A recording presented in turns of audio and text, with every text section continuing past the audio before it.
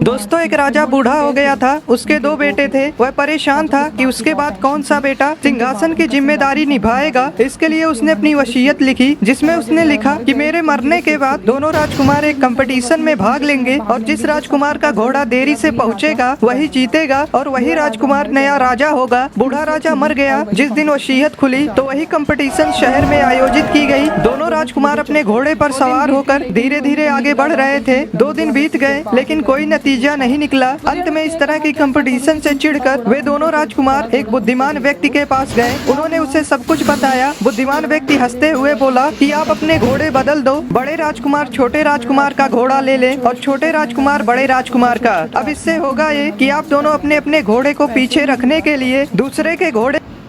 दोस्तों, एक सेठ था। वह बहुत अमीर था। उसके घर ढेर सारे चूहे रहते थे। एक दिन सेठ अपना डायमंड रिंग टेबल पर रखकर बाजार चला गया तो एक चूहे ने वह रिंग निगल लिया। जब सेठ वापस घर आया तो उसे टेबल पर डायमंड रिंग नहीं दिखी। उसके जान के लाले पड़ गए। टेबल के आसपास सैकड़ों चूहे घूम रहे थे। सेठ तुरंत समझ गया कि रिंग जरूर किसी चूहे ने निगला है। वह उस चूहे को पकड़ने के लिए एक शिकारी को बुलाया। जब शिकारी चूहे को मारने पहुँचा तो वहाँ हजारों चूहे झुंड बनाकर एक दूसरे पर चढ़े हुए थे, मगर एक चूहा उन सबसे अलग बैठा हुआ था। शिकारी ने सीधा उस चूहे को पकड़ा जिसने डायमंड रिंग निगला था। सेठ हैरान हो गया। उसने शिकारी से पूछा, भाई, हजारों चूहों में से इसी चूहे ने रिंग निगला है, यह तुम्हें कैसे पता चला? दोस्तों, शिकारी ने सेठ से कहा, साहब, ये तो बहुत ही आसान था। जब कोई मूर्ख अमीर बन जाता है ना, तब वह अपनों से भी मिलना जुलना छोड़ देता है। दोस्तों, आपने इस कहानी से क्या सीखा?